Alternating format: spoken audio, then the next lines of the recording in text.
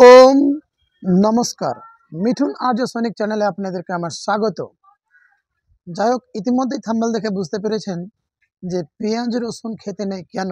অবশ্যই এটা আমি বলছি না, এটা বলেছেন এক বৈষ্ণব বা ইস্কন ভক্ত জিতেন্দ্রিয় দাস, সম্ভবত ইস্কন ভক্ত জিতেন্দ্রিয় দাস প্রভু। তিনি বলেছেন তার উপর বা তার সোসাইটির উপর কোনো ব্যক্তিগত আমার কোনো কিছু বলবার অধিকার নেই, আমি বলবও না। কিন্তু ঘটনাটা কি, তিনি বলেছেন পেঁয়াজ রসুন নাকি রক্ত মাংস হাড় দিয়ে তৈরি। যদি আমি বিজ্ঞান অর্থাৎ যেখানে বিজ্ঞান নেই সেখানে কোনো জ্ঞান নেই, আর যেখানে কোনো জ্ঞান নেই সেখানে কোনো বেদ অর্থাৎ শ্রুতিও নেই। তাহলে যেখানে কোনো জ্ঞান নেই বিজ্ঞান নেই তাহলে সেটি রূপকথা, আর যেটি রূপকথা সেটি কিন্তু মিথ্যা, অর্থাৎ সেটা বাস্তবের সঙ্গে কোনো মিল নেই। আমি বিজ্ঞান বা বৈজ্ঞানিক দিক দৃষ্টিকোণ থেকে আমি পেঁয়াজ বা রসুনের কোনো হাড় মাংস নেই। এবার একটা আমার জিজ্ঞাসা কি, যে তিনি কি বলেছেন আমি সেই ভিডিও ক্লিপটি শোনাবো অবশ্যই। তো তার আগে তিনি নাকি এটাও বলেছেন যে ঈশ্বরের উপাসনা বা গুরু উপাসনা করতে হয় সকাল এবং সন্ধ্যা, কিন্তু গুরু উপাসনার কথা না বেদে না গীতায় উল্লেখ করা হয়েছে।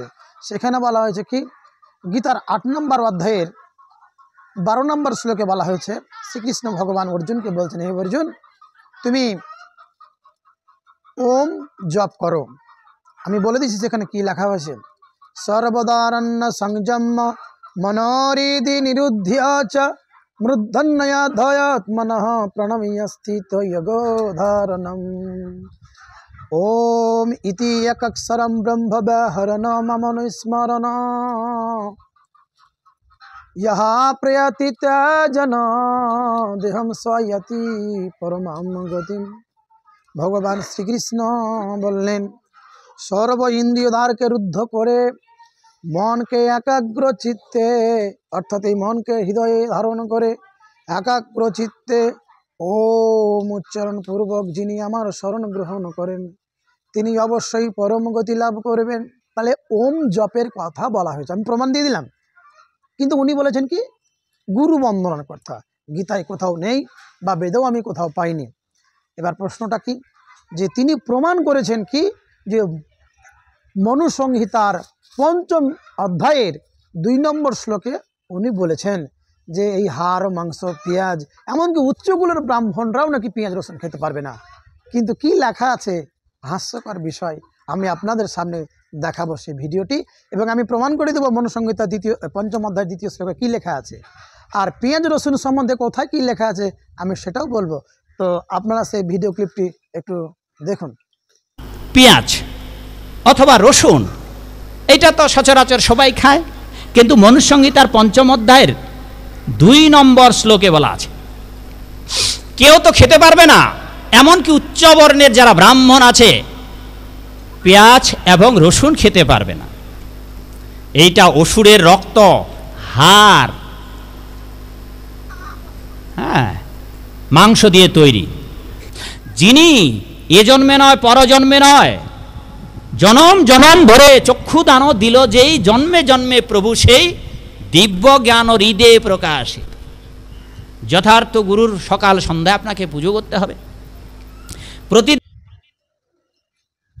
তাহলে আপনারা দেখতে পেলেন তিনি কি বলেছেন, আর আমি এর এগেনস্টে বিরুদ্ধে আমি প্রমাণ দেব যে সেটি কি লেখা আছে এবং কোথায় কি উল্লেখ করা হয়েছে। আমি সেই মনুসংহিতার 5ম অধ্যায়ের 2 নম্বর শ্লোকে কি লেখা আছে আপনারা দেখে নিতে পারেন। কি টিপবেন, গুগলে গিয়ে বলবেন মনুসংহিতা 5ম অধ্যায় এবং 2 নম্বর শ্লোক প্রেস করবেন, দেখবেন বেরিয়ে আসবে। তো যাদের কাছে বই নেই বা গ্রন্থ নেই তারা এটা করতে পারেন, কিন্তু আমি স্ক্রিনে দিয়ে দিচ্ছি, আপনারা দেখুন। মনুসংহিতার 5ম স্কন্ধে 2 নম্বর শ্লোক, এবং যথোক্তম বিপ্রণম সাধর্মানুষ্ঠিতম কথম মৃত্যু প্রভবতি বেদ শাস্ত্র বেদম প্রভু। এখানে বলছেন হে প্রভু, যে বেদজ্ঞ ব্রাহ্মণগণ যথার্থ স্বধর্ম পালন করেন কি করে তাঁদের অর্থাৎ বেদবিহিত আয়ুর পূর্বে মৃত্যু হয়, এই কথা বলা হচ্ছে। কিন্তু উনি করে দিলেন কি, জুড়ে দিলেন কি, যে মাছ মাংস অর্থাৎ এই পেঁয়াজ রসুন হাড় মাংস জড়িত আছে, এমনকি উচ্চকুলের ব্রাহ্মণরাও খেতে পারবে না। এবার একটা ঘটনা আপনারাই বিচার করবেন, আমি ওনার বিষয়ে না মন্দ কথা বলবো, না আমি ভালো কথা বলবো। আপনারা এই বিচারটা করবেন যে তিনি কি বলেছেন, আমি কি বললাম প্রমাণস্বরূপ। হ্যাঁ, এবার যদি বলতেন উনি যে মনুসংহিতার ৫ম স্কন্ধের ৫ নম্বর শ্লোকে কি বলা হয়েছে, তাহলে একটু মিলিয়ে দেখুন। পেঁয়াজ রসুনের কথাটা যখন উঠেছে তখন শুনুন। আবার এটাও হয়তো আপনারা ভিডিও দেখে ভাববেন যে আচ্ছা আমরা তো জানি পেঁয়াজ রসুন মসুরির ডাল এগুলো আমিষ বা মাছ মাংস আমিষ। শুনুন না, আমিষ আর নিরামিষ এই ভিডিওটি আমি পরের ভিডিওতে আলোচনা করব, বা এই প্রশ্নটা আমি পরের ভিডিওতে আলোচনা করব, কোনটি নিরামিষ আর কোনটি আমিষ, তাও বা বৈজ্ঞানিক যুক্তি দিয়ে আর শাস্ত্রসম্মতভাবে। ঠিক আছে? তো সেই ৫ম স্কন্ধের ৫ নম্বর শ্লোকে কী বলা, ৫ম অধ্যায়ের ৫ নম্বর শ্লোকে কী বলা হয়েছে একটু শুনুন। লসুনম গৃঞ্জন্টৈব পলন্ড্রম কবকনি চ অভক্ষণে দ্বিজাতি নাম মিথ্য প্রভানি চ। রসুন, গৃঞ্জন অর্থাৎ গাজর, পেঁয়াজ, ছত্রাক ও অপবিত্র স্থানে উৎপন্ন দ্রব্য দ্বিবীজের অভক্ষ। কথাটা বুঝুন।